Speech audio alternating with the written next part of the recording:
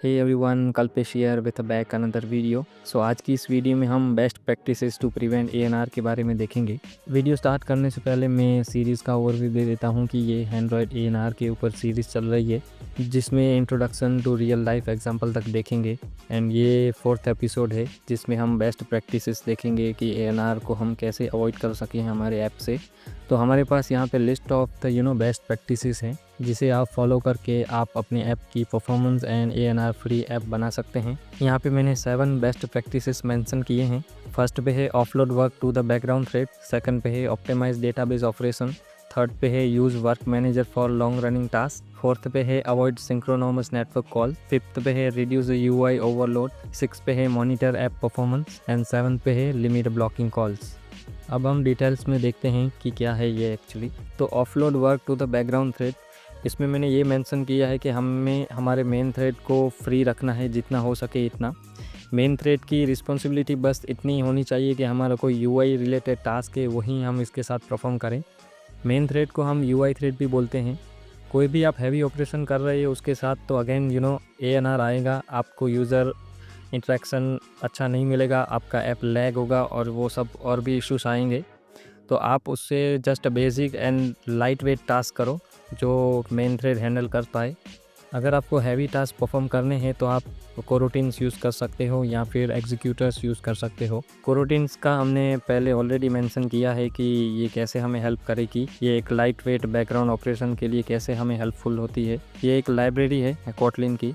And second पे है वो है एग्जीक्यूटर्स, तो ये भी इसी तरह से ही है। इस पे हम थ्रेड पूल में से थ्रेड ले सकते हैं एंड हमारे टास्क स्पेसिफिक थ्रेड को असाइन कर सकते हैं। इस एग्जांपल में हमने कोरोटीन्स का यूज़ किया है। सबसे पहले हमने कोरोटीन स्कोप बनाया है जिससे हम बैकग्राउंड थ्रेड पे ये नेटवर्क कॉल परफॉर्म कर रहे हैं। dispatcher.io ये बैकग्राउंड थ्रेड है, स्पेशली हम यूज़ करते हैं नेटवर्क कॉल के लिए।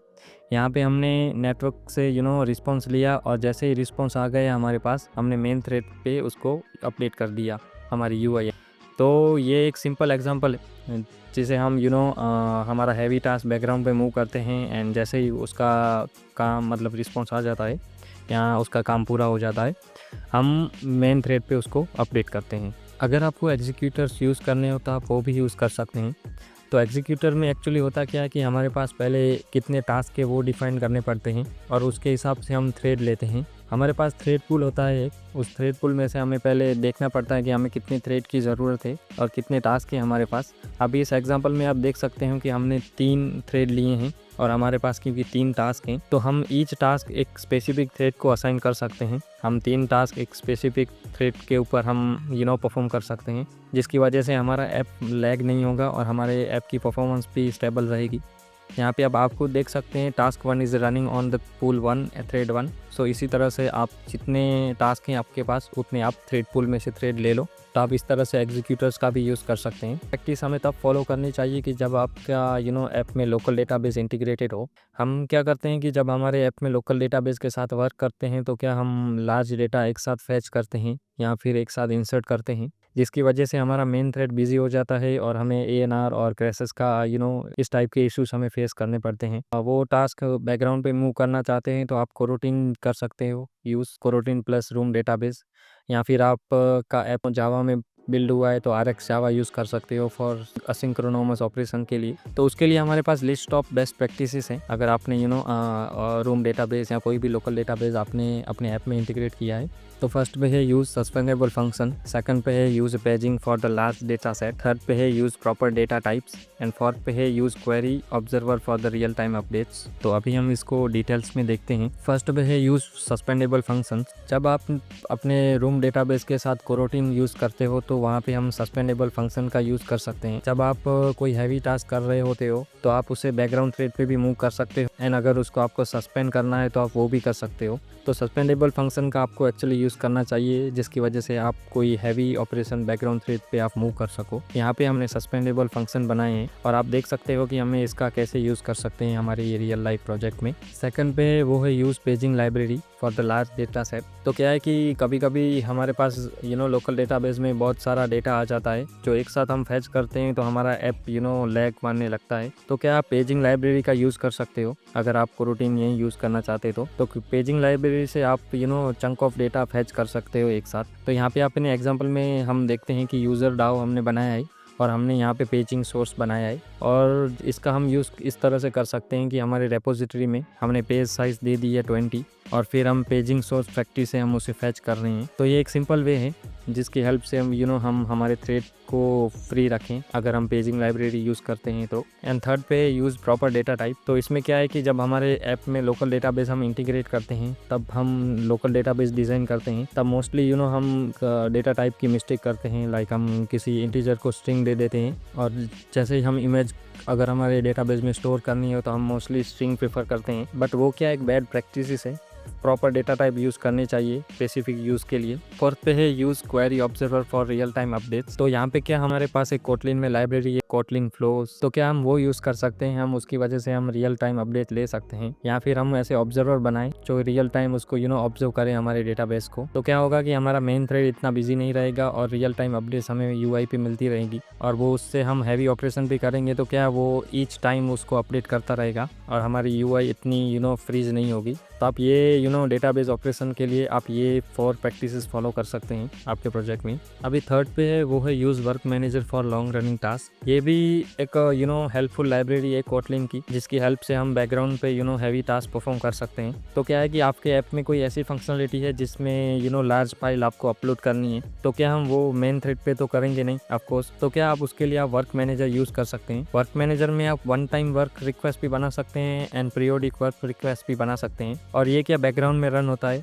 अगर आपने आपका ऐप किल कर दिया है तो भी ये बैकग्राउंड में रन होगा। लाइक आप व्हाट्सएप पे जब आप बैकअप हमारे पास होता है व्हाट्सएप में, तो वो क्या एक वर्कर बना हुआ है, वो एक पीरियोडिकली काम करता है पूरे दिन में। वर्क मैनेजर की हमारे पास बहुत सारे एडवांटेज है। सपोज कि आपका कोई हैवी टास्क बैकग्राउंड पे रन हो रहा है और वो फेल हो जा रहा है या कोई एक्सेप्शन आई, तो क्या आप उसे रिट्राई भी कर सकते हैं। एंड हमारे पास कुछ ऐसे कंस्टेंट भी है वर्क मैनेजर में। अगर आपने कोई कंस्टेंट सेट रखे हैं, लाइक मेरे डिवाइस की बैटरी डाउन नहीं होनी चाहिए, मेरा नेटवर्क ऑलवेज अवेलेबल होना चाहिए, तभी ये मेरा वर्क परफॉर्म होना चाहिए, तो यहाँ पे आप कंस्टेंट बना सकते हो। तो इस एग्जांपल में हम देखते हैं कि हमने यहाँ पे डिपेंडेंसी पहले तो इम्प्लीमेंट की है, फिर हमने एक बैकअप वर्क रिक्वेस्ट बनाई है, वो एक वन टाइम वर्क रिक्वेस्ट है।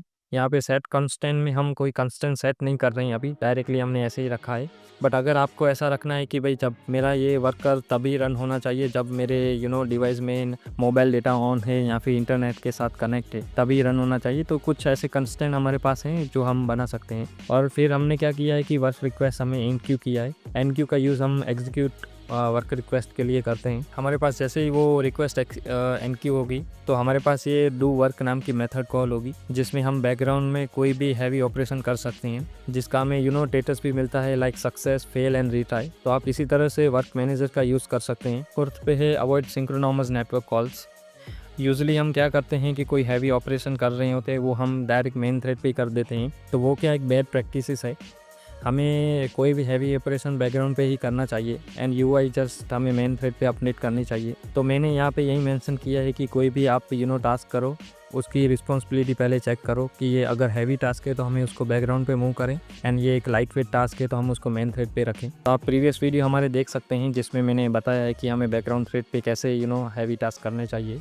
अभी फिफ्थ पे है वो है रिड्यूस द यूआई ओवरलोड्स। तो कभी कभी क्या होता है कि हमारे पास कुछ कंप्यूटेशनल टास्क हो जाते हैं, लाइक कोई इमेज को प्रोसेस करना या कोई फाइल को प्रोसेस करना, तो वो क्या हम हार्डवेयर पे सीधा परफॉर्म कर सकते हैं। तो उसके लिए क्या कोरोटीन्स हमें डिस्पैचर ऐसे प्रोवाइड करती है, तो ये डिफ़ॉल्ट डिस्पैचर पे हम यूजुअली यूज़ करते हैं उसके लिए। तो अभी इस एग्जांपल में आप देख सकते हैं कि हमने एक कोरोटीन स्कोप लिया है और इन डिस्पैचर डिफ़ॉल्ट पे हमने इमेज को प्रोसेस किया है। जैसे ही वो हो जाती है तो हमने क्या डिस्पैचर मेन में उसको अपडेट किया है। तो ये एक सिंपल वे है। ये यूजुअली हम क्या करते हैं कि ये मेन थ्रेड पे ही हम परफॉर्म कर देते हैं, बट हमें ऐसा नहीं करना चाहिए। हमें बेस्ड ऑन टास्क के हिसाब से हमें उसका स्कोप डिफाइन करना चाहिए, जिसकी वजह से हमारा ऐप फ्रीज ना हो। सिक्स्थ पे है वो है मॉनिटर द ऐप परफॉर्मेंस। ये एक बेस्ट प्रैक्टिस है। अगर आपने कोई फीचर बिल्ड किया है या ऐप बिल्ड किया है, तो तो उसका आपको परफॉर्मेंस तो देखना ही पड़ेगा कि वो कैसे परफॉर्म कर रहा है, ANR फ्री है या नहीं है, कितने क्रैशेस आ रहे हैं। तो हमने प्रीवियस वीडियो में ऑलरेडी मेंशन किया है कि हम कैसे उसको मॉनिटर कर सकते हैं, वो आप आई बटन पे क्लिक करके देख सकते हैं। तो यहाँ पे मैंने अगेन एंड्रॉयड विटल्स के बारे में बताया है और वहाँ पे हम कैसे हमारे ऐप की इनसाइट देख सकते हैं। एंड सेकंड पे है वो है एंड्रॉयड प्रोफाइलर, जो बिल्ट इन टूल मिलता है हमें IDE में। तो यहाँ पे हम वो देख सकते हैं कि ये कितने CPU ले रहा है, हमारा ऐप कितनी मेमोरी कंज्यूम किया है, कौन कौन से थ्रेड यूज़ कर रहा है। तो इस तरह से आप एंड्रॉयड स्टूडियो का प्रोफाइलर भी यूज़ कर सकते हैं एंड एंड्रॉयड विटल्स का भी यूज़ कर सकते हैं। 7th पे है हमारे पास लिमिट ब्लॉकिंग कॉल्स। और इसमें हम क्या करते हैं कि हम जब कुछ टाइम के बाद कोई टास्क हमें परफॉर्म करना होता है, तब हम इसका यूज़ करते हैं। तो इसे हम कैसे ANR फ्री बनाएं। सपोज़ कि हमारे पास कुछ ऐसे टास्क हैं like task A and task B। हमें टास्क B तभी स्टार्ट करना है जैसे ही टास्क A फिनिश हो जाए, देन 5 सेकंड के बाद ही हमारा टास्क B एग्जीक्यूट होना चाहिए। तो इस टाइप की रिक्वायरमेंट में हम usually thread dot sleep use कर देते हैं, जो हमारे थ्रेड को ब्लॉक कर देती है। तो इस केस में हमें कोरोटीन्स का यूज़ करना चाहिए एंड इसके built in function non blocking built in function हमें यूज़ करना चाहिए, जिसकी वजह से हमारा मेन थ्रेड को कोई इफेक्ट ना हो। एंड लास्ट में है हमारे पास ऑप्टिमाइजर रेंडरिंग। तो इसमें क्या होता है कि हमारे पास कोई कॉम्प्लेक्स UI है, तो अगेन वो मेन थ्रेड पे रन होगी। तो हमें ऐसी प्रैक्टिस फॉलो करनी चाहिए कि वो हमारा मेन थ्रेड को कम ही यूज़ करें। सपोज कि हमारे पास कुछ मल्टीपल्स लेआउट्स हैं इन अ सिंगल स्क्रीन, हमें उस लेआउट को ही अपडेट करना चाहिए इंस्टेड ऑफ पूरी की पूरी UI को। तो हम एंड्रॉयड स्टूडियो का बिल्ट इन टूल यूज़ कर सकते हैं जिसका नाम है लेआउट इंस्पेक्टर करके। तो उसका क्या, हमें लेआउट का पूरा परफॉर्मेंस वहाँ पे मिल जाता है और कौन कौन से कंपोनेंट री रेंडर हो रहे हैं एंड रेंडर हो रहे हैं वो आप देख सकते हैं। तो इस टूल का यूज़ करके हमें हमारी UI ऑप्टिमाइज़ बनानी चाहिए, जिसकी वजह से हमें कोई टाइप की इशू ना आए हमारे ऐप में। तो गाइस, ये थे हमारे बेस्ट प्रैक्टिसेस जिसे आप फॉलो करके हमारे मेन थ्रेड को फ्री रख सकते हैं एंड आपकी ऐप की परफॉर्मेंस वेरी स्मूथली बना सकते हैं। And thank you for watching this video. Bye bye.